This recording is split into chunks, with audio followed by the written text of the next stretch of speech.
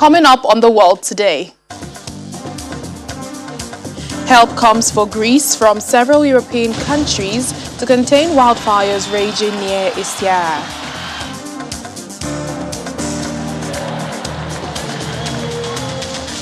Nigeria to review her relations with Indonesia following a viral video showing a Nigerian diplomat being assaulted by Indonesian officials. Plus, the first West African case of the Marburg virus detected in Guinea.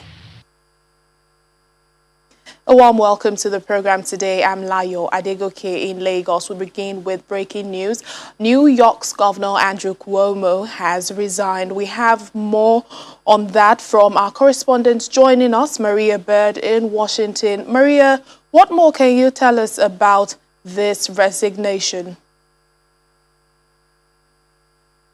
All right, we'll try to get more from Maria. In the meantime, the United States Governor, New York Governor Andrew Cuomo, who has resigned after an inquiry found he sexually harassed multiple women and prompted efforts to remove him. In a statement, the 63-year-old Democrat said the best way he can help now is to step aside and let government get back to governing. Well, his resignation goes into effect in 14 days. Power will then be transferred to Lieutenant Governor Kathy Hochul. He faces rising pressure to resign in recent days, including from Joe Biden, the U.S. president. All right, we have Maria Bird, our correspondent in Washington, joining us now. Maria, what more can you tell us about this resignation? Did we see this coming? This was, I think, somewhat of a surprise to most of us. This has been a surprise due to the fact that he has been standing firm that he was not going to resign and that he was going to continue his term. We know that the Cuomo family has a long history of politics in New York, and this would definitely be putting them at definitely, I think, a different viewpoint from many Americans in the history of the Cuomo family. But as he said that he is seeing this from the eyes of his daughter. And so that he apologized to her and he apologizes to those who have been victimized. And so he is definitely taking a stand to what many Democrats have been calling him to do. And obviously the president has called him to do. And we know Republicans have been calling him to resign for quite some time now. Well, we know his resignation goes into effect in 14 days. Then power will be transferred to Lieutenant Governor Kathy Hochul. Within this 14 days, what can we expect to play out? What we'll expect over the next 14 days is we'll expect to see that he will begin to close out many of the things that he's been working on. He'll begin to transition his leadership team. He will be providing information to the first female governor of New York and providing her with whatever she will need to know to be able to carry forward, especially as we are in the midst of still the COVID-19 pandemic. But most importantly, the fact that many states across the country are seeing the number of cases increase. So he'll be spending a lot of time providing her with the necessary details to be able to move the state forward. Thank you so much, Maria Bird. Moving on to our other top stories, the wildfires are still raging in Greece's Evia Island as European neighbors chip in. Waterbombing helicopters have been seen dousing the flames near the Evian's northern tip town of Ischia. Ukraine, Romania and Serbia have also sent in help to the fire zone. Interestingly, there are wildfires also raging in Italy, Algeria and also in Russia. The EU says it's mobilizing one of the continent's biggest ever common firefighting operations for Greece and other countries affected. At Greece's Evia Island, wildfires rage on. Residents face yet another difficult night from blazes ripping through the north. More than 600 firefighters are tackling the blaze, which erupted a week ago, including foreign forces from elsewhere in Europe and the Balkans. We arrived early in the morning, let's say 2 o'clock the first part of the team and 4 o'clock in the morning the second part of the team. At 8 o'clock we started work. And we've got here at the scene after the 9 o'clock, so this is the first contact with the fire here. It's a huge fire. It's not easy to get it under control. We are doing our best. We are still in contact with the liaison officer from Greece, as well as with the firemen from Greece as well. Athens National Observatory says at least 65,000 hectares of land have been burned in fires in Greece. For the 6,000 in Evia alone, scores have already been evacuated by ferry from the island. The Greek minister in charge of the state's reaction to widespread wildfires became emotional during a news conference today while answering reporters' questions about perceived shortcomings in the response. The Deputy Civil Protection Minister, Nikos Hardaleas, appeared personally moved as he defended the government's operation to contain more than 500 fires that have burned across Greece, forcing the evacuation of dozens of villages and thousands of people. Anger amongst residents in fire-affected zones has been growing over delays and breakdowns in the government's response. Prime Minister Kyriakos Mitsotakis apologized on Monday for failures in tackling the devastating wildfire and promised that mistakes will be identified and rectified. The Prime Minister promised that forests destroyed by the fires will be restored and pledged compensation for those whose property was destroyed.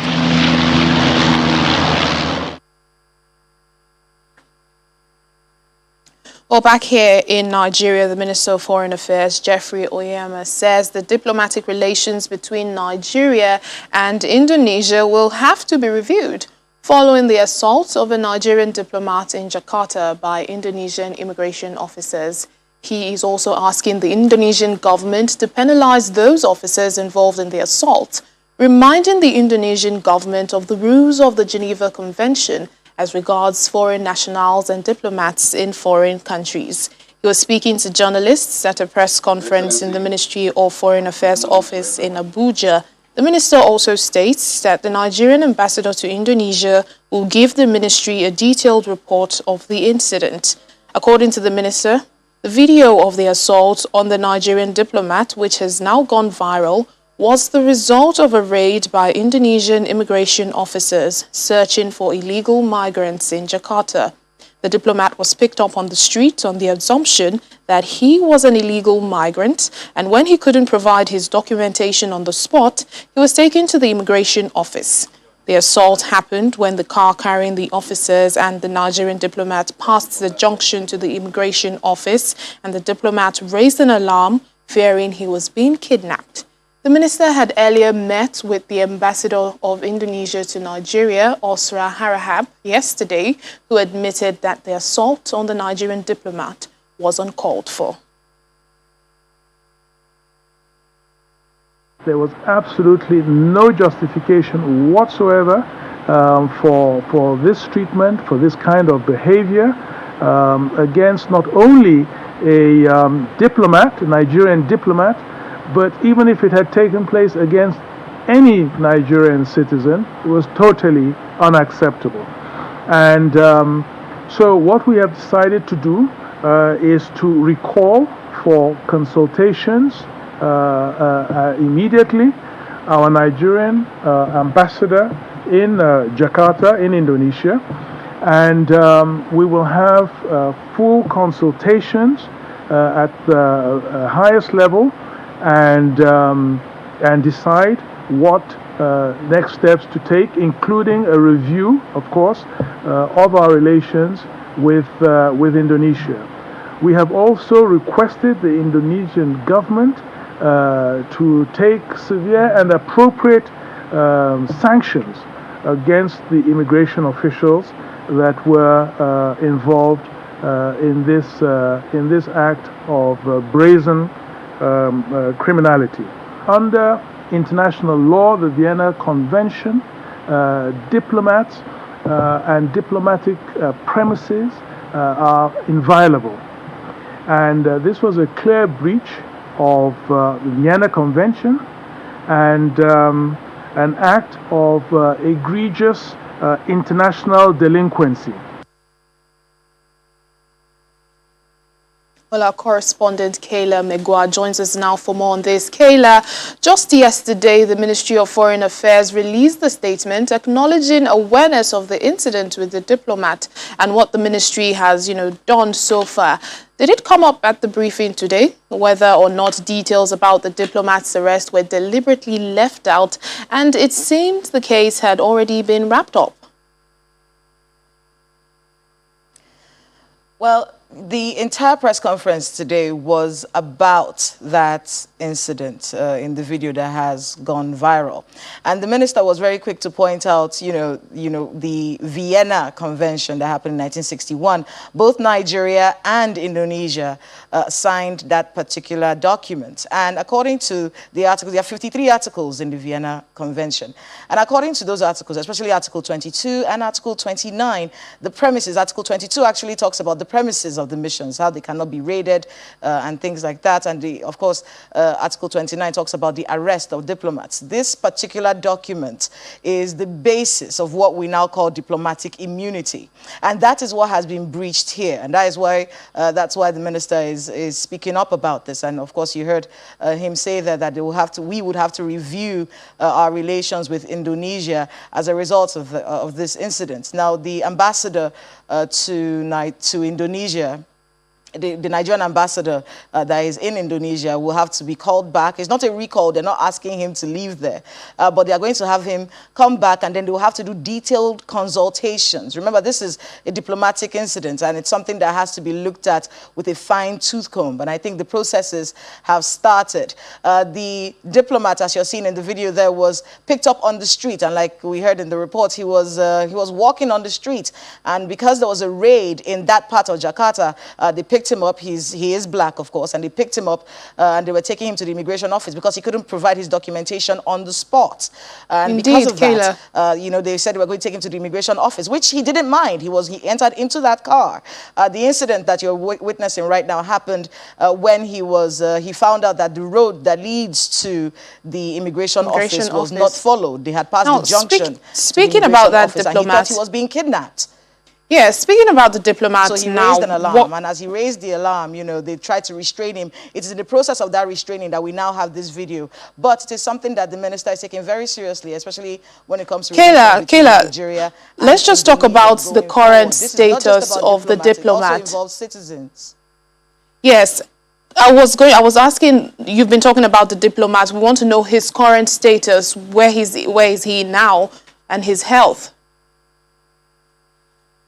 He is home. He is home. I just confirmed that he was released and he's in Indonesia. He's not back in Nigeria yet. He's home, and all of these things are still unfolding. There's no word yet on whether he's going to be coming back to the country, but he is in Indonesia right now. He is back home, and the incident is being looked at by all those who are concerned. Sao Paulo's Glass 4 lookout is certainly not for the faint-hearted. We'll give you more details. Please join us after the break. Welcome back to the program. We'll continue with one of our leading stories, and it's to talk about the proper response to the mishandling of the Nigerian diplomat in Indonesia. Back here, Minister of Foreign Affairs says the diplomatic relations between Nigeria and Indonesia will have to be reviewed. Joining us now is former Permanent Secretary at the Nigerian Ministry of Foreign Affairs, Ambassador Joe Keshi, for more on this. Ambassador Keshi, thank you so much for speaking to us on the program. Now that we are learning details about the circumstances surrounding the diplomat's arrest, you think this was an honest mistake on the part of the Indonesian officials? I think it could well be, and it's not impossible, but we must thank the minister and the federal government for expanding the scope of their reaction to the incident itself. Because if you look at the video of the manhandling of the diplomat, you can just well imagine how the Indonesian government and its agencies have been manhandling, Nigerians and other Africans in that country. I mean, there are some horrible reports of what they've done to a number of our citizens. Some have been executed even without the courtesy of informing the Nigerian mission for whatever crimes they may have committed.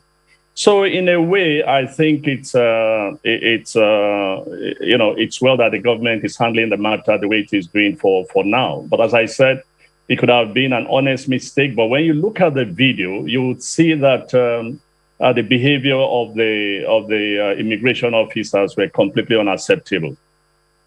Now, the Ministry of Foreign Affairs has said this morning that relations between Nigeria and Indonesia are being reviewed, and for the Indonesian government to penalize the officers involved.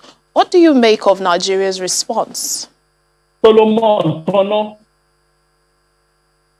what I think is the right response. Unfortunately, I did not hear your commentator, your reporter reporting from the ministry in answer to your first, question to her. But what you need to realize is that if you are getting more information right now, it is first because the ministry itself, the minister and its officers are getting direct and more accurate, information from our mission, and then they are providing from our mission in accurate information. But I think that the way the ministry and the government is responding is the right way to go. They've brought in the Indonesian ambassador and they've communicated Nigerian displeasure to the authorities in Indonesia. I sincerely just hope that our saints try to quieten down, that the Indonesians will honestly be reasonable in the way they treat African immigrants in that country, especially Nigerians. Yes, I agree. We should recognize that there's been a lot of problems with drugs in that country involving Nigerians, but that's no excuse that any Nigerian or any African you see or black man you see on the street, you pick him up and then you treat him the horrible way that this diplomat has been so treated. All right, then. Thank you so much, former permanent secretary at the Nigerian Ministry of Foreign Affairs, Ambassador Joe Keshi. Thank you very much. First, she was a damsel in distress. At least that's what she made the rest of the world believe. I'm talking about Princess Latifah, the daughter of Dubai's Sheikh Mohammed bin Rashid Al Maktoum, who months ago had raised alarm over her welfare when a video secretly recorded by her and passed on to friends abroad described her capture and imprisonment after her return to Dubai.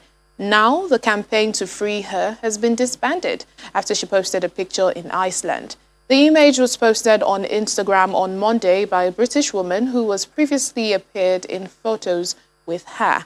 But it is unclear to what extent Latifah, who has not spoken publicly, is operating under her own free will. The Free Latifah campaign issued a statement on Monday confirming that the princess had met her cousin, Marcus Esabri, the third person in the photo, in Iceland. It said, following the meeting, it has decided that the most appropriate step at this time is to close the Free Latifah campaign. Meanwhile, Guinean health officials have confirmed the region's first case of Marburg, a highly infectious disease in the same family as the virus that causes Ebola. Marburg virus disease is transmitted to people from fruit bats and spreads between humans through the transmission of bodily fluids. In response to this discovery, the World Health Organization says the virus needs to be stopped in its tracks. Cases are extremely rare, with the last major outbreak in Angola in 2005. It's a severe, often fatal illness with symptoms including headache, fever, muscle pains, vomiting, blood, and bleeding. No treatment yet exists for Marburg, but doctors say drinking plenty of water and treating specific symptoms improves a patient's chances of survival. Well, joining us now is a senior lecturer, Department of Microbiology, Faculty of Natural and Applied Sciences, Nasarawa State University, Dr. Akila Ishaku. Dr. Ishaku, thank you for joining us on the program. Are you concerned about the emergence of this virus? Yes, we need to be concerned because Marburg virus is a virus of public health concern. It has posed a lot of public health body globally in the world. So it is a thing of a concern because we are also managing, trying to contend with the COVID-19 virus. So we are having an epidemic in a pandemic. So it is a thing of concern because the virus has similar presentation to that of Ebola. The mode of transmission is the same. The clinical signs and symptoms are the same. And also the mode of prevention is the same with Ebola. So it is a thing of concern. Well, the Nigerian Center for Disease Control has its hands full, especially with the COVID-19 pandemic. But what can they do to begin to prepare against this particular virus from now? Yeah, what the NCDC needs to do, I hope you know that Guinea is in West African, Sub-Saharan African region, and Nigeria too falls within the same belt. What we need to do is to tighten up our borders, to actually activate active surveillance on our border, most especially the air border. We need to be at the lookout for people returning back from countries like Guinea, like Sierra Leone, like Senegal. Those are surrounding countries to Guinea. 1. 2, we need to do active case search for people that present similar.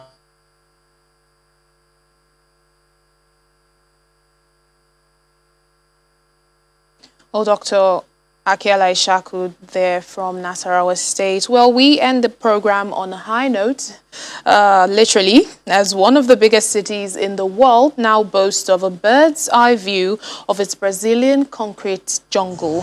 Sao Paulo's tallest building, the Mirante do Vale, now features a glass floor on its 42nd level that is putting a fear of heights to the test. Called the Sampa Sky, this design lookout will open to the public on August 8th, but a select few were treated to a special preview at the 170-meter tall building. The Sampa Sky was inspired by Chicago's sky deck on the 103rd floor of the Willis Tower in the U.S.